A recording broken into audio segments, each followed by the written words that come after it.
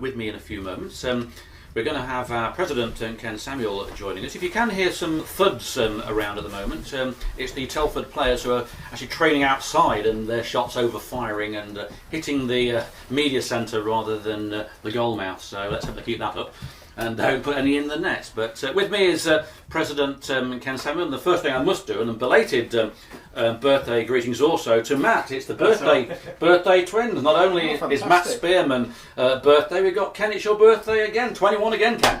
21 times 3, yeah. 21 times 3, but a special day today, Ken, really. It's FA Cup day. You've been involved in many games, I would think, watching Kettering FA Cup. Have you got any special moments of the FA Cup?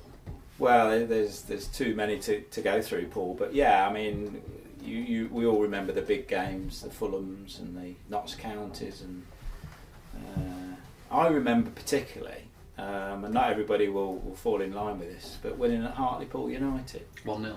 1-0, and of all the games that we've had, I probably enjoyed that as much as any, because we were treated quite well when we got there, and I think they thought it was going to be a fairly easy win, and I think Moses Ashikodi scored a goal, I think from the corner, and we came home 1-0, and after the game they said what a great team that we were, and you know, not all the opposition who we've beaten, not all the league opposition that we've beaten have actually admitted that afterwards. No, it's always been lucky, isn't it? Or, yeah. I mean, many years ago we went to Swindon in the 60s, would you believe, and won 3-2, and it was a fantastic result.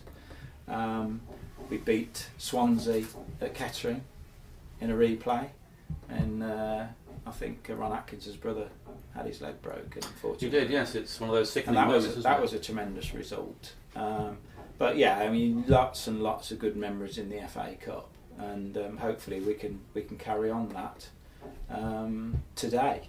Although I think it'll be a difficult game. How does the club view this? I mean, obviously the £4,500 is important to both clubs, but how do we approach it from a director's point of view and a club point of view?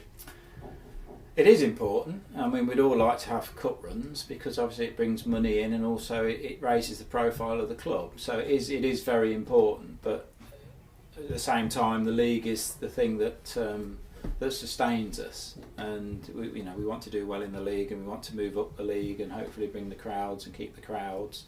But a cup run, I think if you ask a lot of supporters when they started to support their club at our level, they'd probably say, well, it was in this game in the cup, and they'd come along for a cup game and they'd got hooked on the club and come since. And it's surprising how many people do that. So it is very important. But financially, and I've written a bit in the programme today about the fixtures, and if I go to the league meeting, half-yearly meeting, I'll bring it up. But we do seem to have sort of bulky fixtures away, and then next month we've got bulky fixtures at home. So this month financially,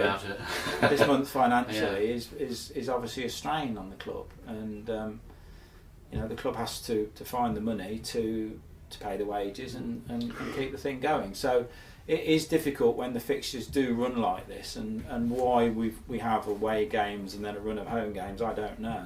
Well, also on the home fans, I mean, they've got to fork out the money to come week after week after week, haven't they, in a row, rather than spaced out where they probably could afford it better.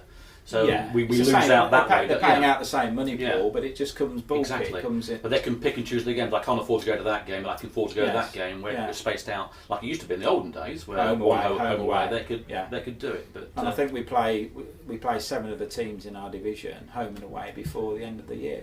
Yes. Which is unusual. Well, as a programme editor, it's a nightmare, believe me, because you're just actually producing programme after programme after programme, and then you've got a glut of nothing. And then you've got a programme. And it's not easy work, No.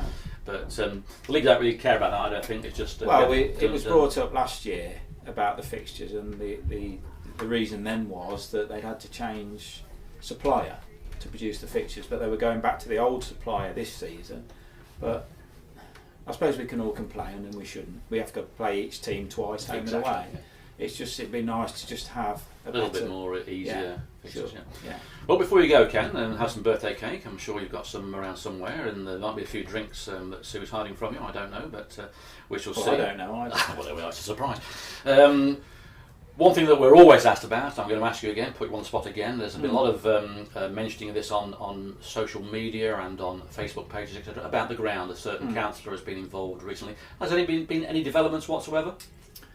Well, one council on his own can't suddenly anything, no. produce a ground for Kettering Town Football Club. A ground for us is our own responsibility. Let's be honest about it. If we have this ground or if we go somewhere else, it's our responsibility. It's nobody else's. But obviously we'd like to work hand in glove with the council rather than in opposition to them. And yeah, I think there's been some comment on social media which I think is a little bit unfair, because we have one councillor who has actually taken the time to find out about the issues facing the football club and sport generally in the borough. Yeah. And is prepared to do something about it, and I think it's cost him a little bit of his own kudos on the council itself, which is disappointing.